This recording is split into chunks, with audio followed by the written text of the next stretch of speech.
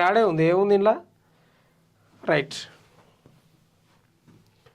ఇక్కడ వామన్ రావు దంపతుల హత్య కేసు సిబిఐకి సుప్రీంకోర్టు ఉత్తర్వులు. వాంగ్మూలంలో పుట్ట మధుకర్ పేరు ఉందన్న రాష్ట్ర ప్రభుత్వ వాదనను పరిగణలోకి తీసుకున్న ధర్మాసనం అంట. ఈ వామన్ రావు దంపతులు గుర్తుందా మీకు? 2021లో మంతానికి సంబంధించిన వాళ్ళు వీళ్ళు హైకోర్టు న్యాయవాదులు నడి రోడ్డు మీద కారు ఆపి నరికిండ్రు. ఆ వీడియోలు ఇప్పటికుండే చూడండి మీరు. ఆ కేసు దర్యాప్తు నడిచి ఇప్పుడు సుప్రీంకోర్టుకు వీళ్ళ తండ్రి పోయిండు. అంటే ఇక్కడ రాష్ట్రంలో సరిగా జరగలేదు దర్యాప్తు, అందుకే సుప్రీంకోర్టుకు పోతే సుప్రీంకోర్టు కూడా సిబిఐకి అప్పగించింది. మన ప్రభుత్వ న్యాయవాదిని కూడా అడిగింది, మీకేం అభ్యంతరం లేదా సిబిఐకి అప్పగిస్తాం మేము కేసును అంటే, ఏం లేదా అప్పగించండి అని వాళ్ళు కూడా చెప్పిన పరిస్థితి ఉంది. మొత్తం అయితే చాలా దారుణంగా జరిగింది అప్పుడు హత్య. నడి రోడ్డు మీద నరికిండ్రు.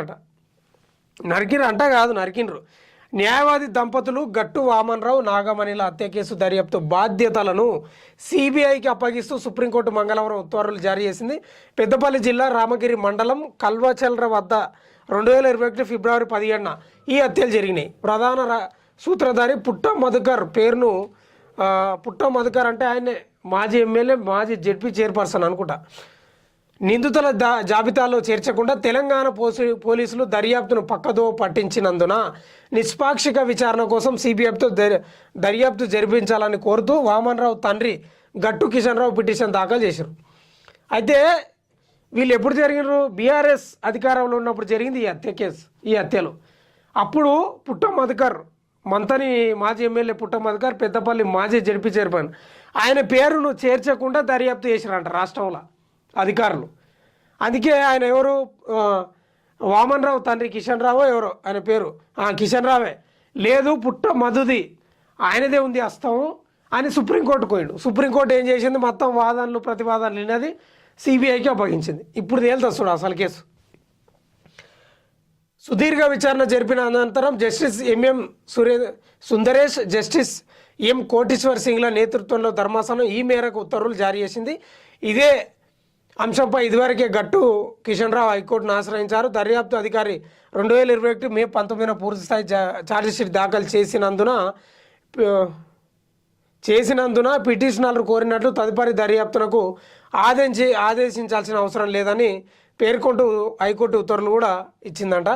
ఇక మొత్తం మీద అయితే సిబిఐకి అప్పగించారు. ఇప్పుడు తేలుతుంది. అయినా ఎంత దారుణం అంటే నాకు అర్థం కాదు. ఏం హత్యలు, ఏం కథ.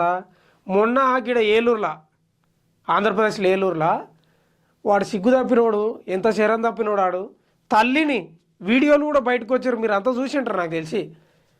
తల్లిని అది కొబ్బరి బొండలు నరికే కత్తితోటి ఇక చెప్పుకోకూడదు. అసలు సిగ్గుందారా నిజంగా మీకు? తల్లిదండ్రులు జన్మనియడమే గొప్పరా? కాలు చేతులు మంచిగా ఉన్నాయి మనకు, మనం పోరాడి సంపాదించుకోవాలి, గొప్పగా ఎదగానికి ప్రయత్నం చేయాలని. వాడు ఎందుకు చంపిండు తెలుసా?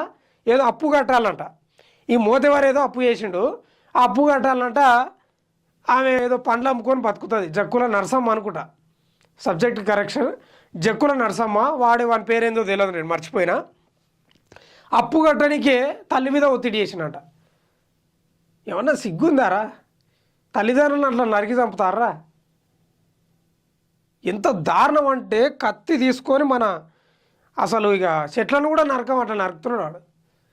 అరే తల్లిదండ్రులు జన్మనిచ్చిండ్రు, అది చాలరా. మన కాలు చేతులు మంచిగా ఉన్నాయి, కళ్ళు మంచిగా ఉన్నాయి, కష్టపడి పనిచేసి ఇష్టపడి ఆ పని చేసి మనం సంపాదించుకోవాలి, వాళ్ళ పేరు నిలబెట్టాలి. కానీ తల్లిదండ్రులు చంపుతున్నారా సిగ్గు తప్పినోడా? ఈ బతుకు జడ. అట్లే ఈ వామన్ రావు దంపతులను కూడా నడి రోడ్డుపై కారు అడ్డగించి బయటికి లాగి గొడ్డలతో నరికి చంపారు. ఏందో ఇది నాకు అర్థం కాదు. అన్యాయాలు ప్రశ్నించొద్దా? వాళ్ళు ఏం చేసిండ్రు? అన్యాయాలు ప్రశ్నించిండ్రు. ఏదో గుడి విషయం అక్కడ మంతన్లో అడ్డగోలుగా నరికి చంపినారు. ఏం నరకుడు, ఏం కథ? ఇంకా నరుక్కుంటూనే పోతారా మనుషులను?